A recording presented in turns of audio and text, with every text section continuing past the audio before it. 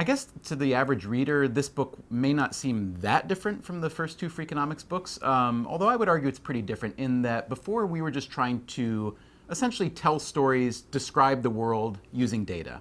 And a lot of times we were describing parts of the world that people weren't very familiar with.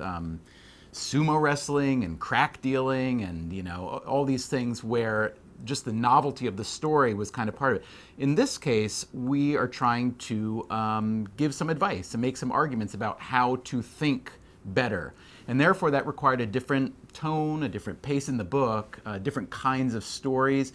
And so there was about a year's worth of writing, I would say, that went in the garbage can.